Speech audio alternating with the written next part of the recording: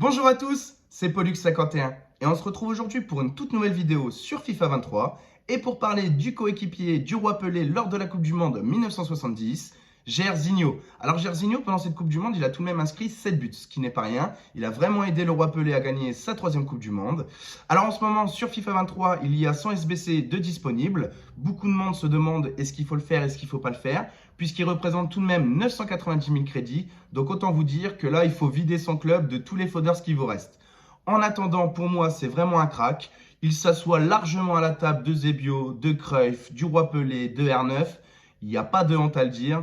Jairzinho, c'est vraiment un crack cette année. Donc c'est simple, j'ai fait 120 matchs avec lui pour 145 buts, ce qui est vraiment pas mal en termes de ratio. Donc on va détailler un petit peu sa carte et puis je vous donnerai mon avis s'il faut le faire ou s'il ne faut pas le faire. Donc à présent, on va détailler la carte de Jairzinho. Donc c'est 93 de vitesse, 89 de tir, 86 de passe, 91 de dribble et 75 de physique. Donc moi personnellement, je vous conseillerais de mettre l'atout œil de lynx, puisque ça va augmenter un petit peu sa vitesse, son tir, mais surtout son physique. Contrairement à un chasseur qui va seulement augmenter sa vitesse et son tir. Pourquoi? Parce que physiquement, il est un petit peu léger avec 75, mais quand vous lui mettez œil de lynx, ça va vraiment le renforcer physiquement et ce qui va pouvoir lui permettre de rester debout quand il y a une charge d'un défenseur. Par contre, devant, il n'y a rien à lui dire. Ça frappe, c'est but. Pied droit, il n'y a rien à dire. Ça sort les gestes techniques grâce à ses 5 étoiles. Ça va très vite. C'est super agile in-game. Donc vous voyez, c'est 120 matchs pour moi pour 145 buts, ainsi que 69 passes décisives. Ce qui est très important, sa stat avec 86 de passes, puisque moi, ça va être mon second attaquant, ce qui va pouvoir lui permettre de délivrer des très bonnes passes décisives pour mon numéro 9 qui va rester en pointe.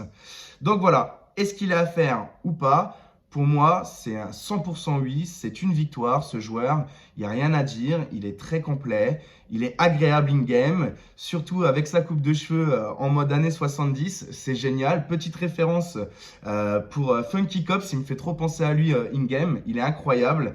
Donc voilà, pour moi, c'est un grand oui. Si vous avez du Fodders dans votre club, n'hésitez pas à le vider. Je vous dis oui, faites-le, il n'y a pas de souci. Franchement, ce joueur-là, c'est une très grande win. Voilà, à présent, je vais vous laisser avec un peu de gameplay pour vous prouver tout ça. Si la vidéo vous a plu, n'oubliez pas de lâcher un j'aime ainsi qu'à vous abonner. C'était Pollux51. Je vous souhaite une très bonne journée. À très vite. Au revoir.